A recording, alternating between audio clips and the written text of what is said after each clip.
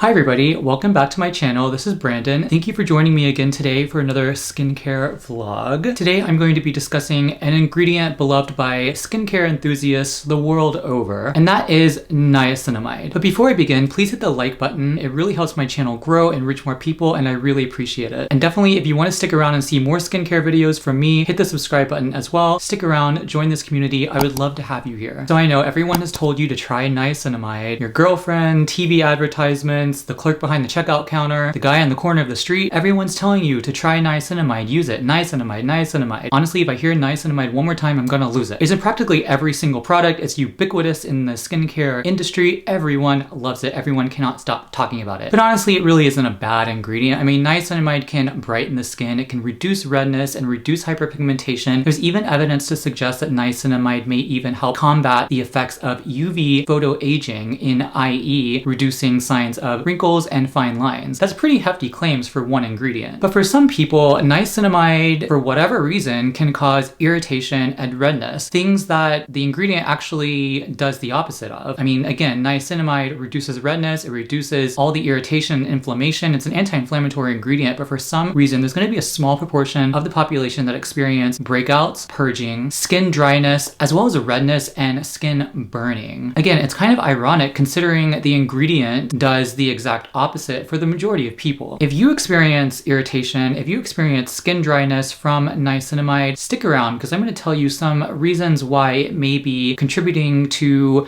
that irritation that you're experiencing every time you apply it to your skin. So what is niacinamide? Niacinamide is a water-soluble B vitamin, a form of B3 niacin. Research shows that topical application of niacinamide has anti-inflammatory effects. It can help to reduce fine lines and wrinkles. It can help reduce redness as well as hyperpigmentation induced from visible light and blue light. And it overall helps to increase the brightness of the skin and skin clarity, as well as reduce redness and also reduce oiliness of the skin. If you look at this picture here from a study in 2011, you can see a significant change in pigmentation with daily 4% niacinamide for 8 weeks. So you see the picture on the left, you see the hyperpigmentation in this patient, in this trial participant at baseline, and then 8 weeks later, daily topical application of 4% niacinamide for 8 weeks resulted in visible changes, decreases in hyperpigmentation. So we have evidence to back its use, and generally niacinamide is a fairly benign topical agent that many people can use without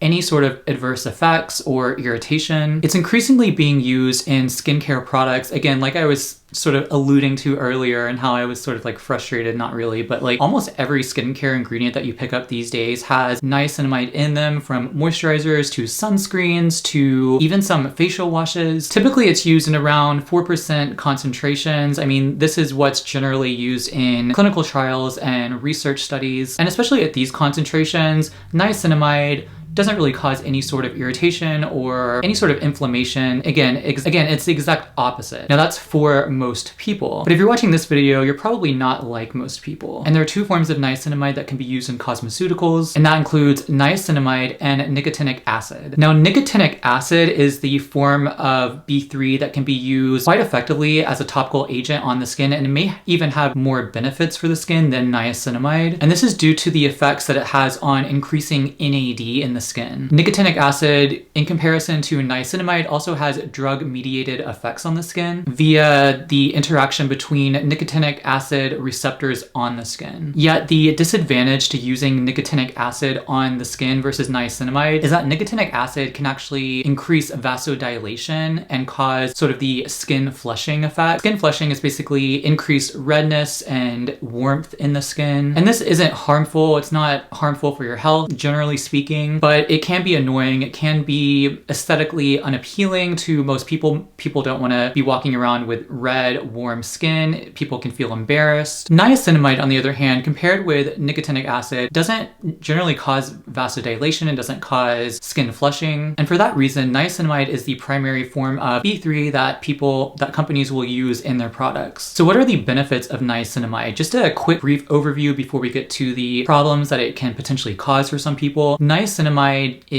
can increase antioxidant status in the skin by increasing levels of NADP. Side note, low NAD status can, through vitamin deficiency, can actually increase your skin's susceptibility to sun damage. That's just sort of aside. I'm not sure if there's any correlation between that, but just keep that in mind. Niacinamide can also help improve and increase the skin's barrier function and protection from outside elements and environmental factors. And it can do this also in conjunction with reducing transepidermal water loss. So basically, transepidermal water loss, also abbreviated as TEWL, is basically when the moisture in your skin is evaporated into the outside air, into the ambient environment, leading to dryness, skin dryness, and that can generally occur whenever you don't apply a moisturizer after you get out of the shower or after you wash in your face. You definitely want to apply a moisturizer and occlusive agent onto wet skin to just sort of trap that water into the skin. But niacinamide can help to improve the retention of the water in your skin and helping it to stay hydrated longer. The proposed mechanisms in which niacinamide does this is through increased production of ceramides in the skin. So if you remember back to my CeraVe videos, ceramides are a class of lipids in your skin along with cholesterol and fatty acids that help to improve water retention in the skin. But over time, the level of ceramides in your skin declines, so topical application of ceramides as well as potentially niacinamide can help to replenish the quantities of ceramides that you need to really improve your skin barrier and reduce TEWL. Also, through its antioxidant capabilities, niacinamide can potentially help reduce yellowing of the skin, and it does this by inhibiting certain oxidative processes in the skin. Just your body is exposed to free radicals. Free radicals can induce oxidation in the skin. That leads to a number of skin conditions, but definitely skin aging, as well as the Maillard reaction, which ultimately leads to skin yellowing. It's a carbohydrate and protein interaction that results in skin yellowing. So niacinamide can potentially help reduce that yellowing and just brightening the skin overall. And some research suggests that niacinamide may help to reduce or decrease erythema as well as skin blotchiness just through improving the skin barrier and reducing water loss and just improving the overall function of the skin. Niacinamide can potentially also help reduce fine lines and wrinkles, or at the very least prevent them from forming in the first place. And again, like I said previously, niacinamide may help to reduce and combat hyperpigmentation from the sun, from blue light. This is definitely a concern for darker skin tones who are more prone to hyperpigmentation. It does this by reducing melanosome transfer from melanocytes to surrounding keratinocytes. One study found that a 5% concentration of niacinamide resulted in an approximately 35% to 68% inhibition of hyperpigmentation to a 68% inhibition of melanosome transfer, thus resulting in lower hyperpigmentation or reduced hyperpigmentation. And finally, topical application of niacinamide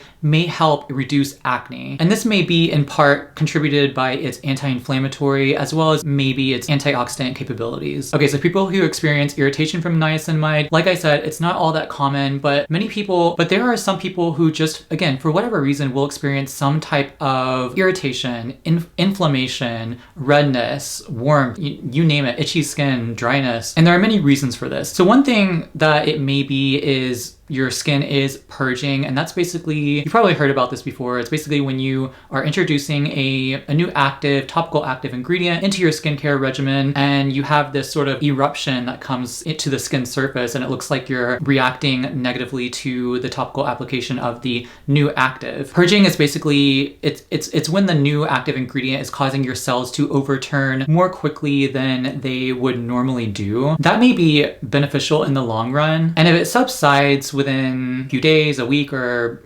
within a short period of time, it's definitely something that you don't necessarily have to be concerned about. But if it's prolonged and it's happening for a long time while you're using this ingredient, it's definitely something that you want to check out with your healthcare provider, with your clinical dermatologist if you have one, and also just to make sure that it's not any sort of underlying condition that may be contributing to the skin condition. Other issues may be breakouts, skin dryness, as well as redness, burning, and itching of the skin. Again, like I said, one reason could be that your skin is purging, but if it's happening for a prolonged amount of time, it's definitely something you want to cut out of your regimen. See if it subsides. If it does, it's likely related to that. If you can isolate it and just make sure that you aren't using anything else that may be irritating any other active ingredient like a retinoid, tretinoin, or adapalene, if you can sort of isolate it and find out that maybe it is a niacinamide and just cut it out and see if it subsides, then maybe that's just an ingredient you can't use. And maybe it isn't purging, maybe it's some sort of reaction to your skin. If you have sensitive skin or rosacea or any type of skin condition, any sort of topical active ingredient, before you begin, it's definitely, I think, prudent to at least advise your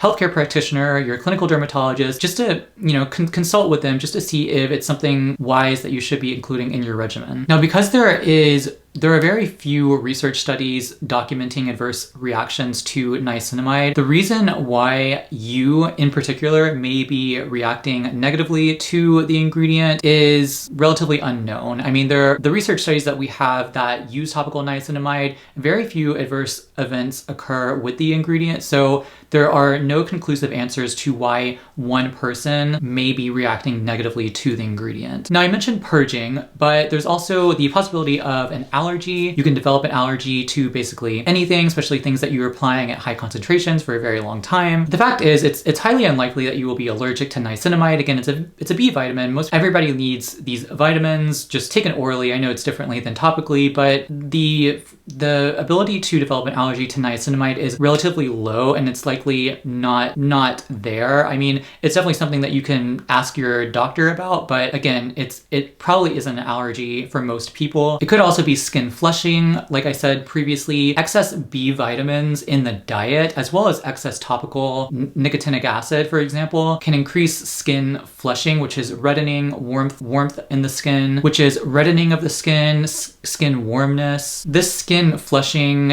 it again isn't harmful, but it's not comfortable. You don't want to be walking around with warm, red, inflamed skin. So that could be a contributor to any sort of irritation that you're experiencing. Again, if you are experiencing that, best to just leave out niacinamide in your regimen altogether. Just reduce it as much as possible. Definitely eliminate the topical pure forms of niacinamide just to see if that's going to help your skin at all. And if it isn't, then it's likely related to something else in your products. Also, some skin types may just not be able to handle pure niacinamide or topical ingredients with niacinamide in them, or basically products with niacinamide in them. So for example, there are several niacinamide products out on the market that vary in concentration strengths. I know the Polychoice has a 20% niacinamide serum. The Ordinary has a 10% niacinamide serum with, I think, zinc 1%. And these varying concentrations, for most people, it won't make too much of a difference in terms of increasing the risk of irritation.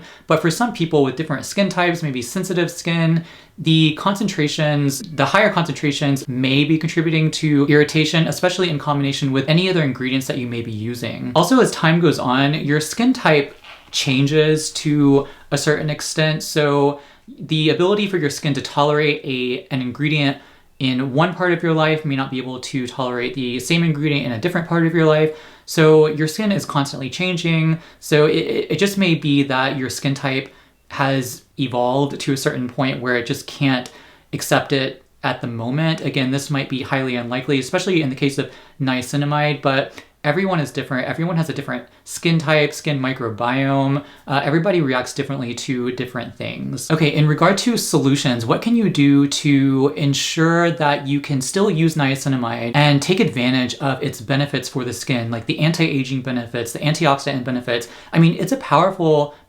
ingredient that holds relatively low risk. So if you can find a way to use it without having those adverse reactions, then by all means, you should be able to do this. So one solution is to, like I said previously, isolate the problem. When I first used the Dermatology tinted sunscreen that has niacinamide in it, I was really excited because I had heard so many things about niacinamide. I've never used it before, and I thought it was just going to be the answer to my prayers. But when I first applied it, my skin started getting red, it started getting warm, it started getting itchy, and it was inflamed within a few minutes. And I washed my face off, but my face looked like it had a sunburn for the next 2 to 3 days. And I was convinced that it was the Dermatology sunscreen. But then I started thinking, I had 2 different sunscreens on my face that day. One was like a tinted sunscreen, and then another one I think was probably like a chemical sunscreen, and then I applied this dermatology sunscreen, which is a mix of zinc oxide and octinoxate, and then I applied it to my skin. And so I had 3 different products on my skin with all these different ingredients reacting to it. I was convinced it was the niacinamide, and so I just stopped using it altogether. It wasn't until it just sort of clicked, and I was like, wait a minute, maybe I'm just stupid. Maybe I'm just using all these products incorrectly, and I probably shouldn't be combining all these different sunscreen and chemical ingredients. It turns out that I tried the dermatology again a week later on clean skin, didn't have a reaction. I'm actually wearing it right now. I'm wearing the tinted dermatology sunscreen right now. I have no reaction. So that sort of leads me to my point, is that one solution is to just isolate the trigger, whatever is in your skincare that is triggering the irritation, the breakouts, the whatever you're experiencing. A lot of times we will introduce an ingredient into our skincare regimen, and something will happen and we'll not be unsure about what's actually contributing it. Is it the new ingredient, or is it something else that I've introduced into my regimen, or is it an interaction between another topical application? Also, look at the other stuff that you're using. Are you using things that are full of fragrance? Are you using things that have surfactants in them, basically soaps that have detergents in them that are stripping away your skin barrier? Are you using essential oils, for instance? All these are going to play a role in irritating your skin. So definitely take a complex look at what you're putting on your skin every single day and seeing how it might be interacting with the niacinamide, or how it might be in fact the trigger of whatever you're experiencing. So it may not even be the niacinamide at all. It may just be a correlation between application of niacinamide, the other ingredients you're using, and the appearance of the redness, the breakouts, the irritation. Maybe for you, it's just the niacinamide. So maybe for whatever reason, for whatever undocumented reason in the medical literature, you may be having some sort of reaction to niacinamide and you have to cut it out completely. I say cut it out completely. Don't change anything else to your regimen. See if your skin improves. If it does, then maybe it's a niacinamide. Maybe your skin just can't tolerate it. If it isn't, and your skin just continues to break out and have redness, it may be something else that you probably should look into with your healthcare provider, with your dermatologist. Really, everyone is different. So it just really emphasizes the importance of a personalized skincare approach. And you really have to work to find what works for you. I think that in health and medicine, I'm not a medical doctor, this is not medical advice, but in these areas of life, I think a personalized approach to care and wellness is really important, because that's going to help you become the better version of yourself, of where you want to be, your health goals, your skincare goals. Everyone is different, and I think there are generalities. I think, you shouldn't use fragrance, you should include a moisturizer and a sunscreen every single day. But for things like topical ingredients and active ingredients, you definitely want to introduce them slowly and do it with a basic skincare regimen, so that you can really isolate and determine, is this leading to any problem? Is it improving any problem? And I think that's the best approach, even with niacinamide, a relatively benign ingredient. So I hope this video has helped you. I hope it's cleared up any confusion. I know there's not a conclusive answer for you, but hopefully it's given you some sort of solutions that you can use in your regimen. If you found something that works for you, leave me a comment down below. I'm really curious and interested to hear if you experienced any issues with niacinamide and if you had any solutions that really helped you. And if you like this video, please hit the like button. Also stick around for new videos. I have future skincare videos coming out every Monday, Wednesday, and Friday. So stick around, hit subscribe, hit that notification bell so you can be alerted for new future videos, and I will see you later. Bye.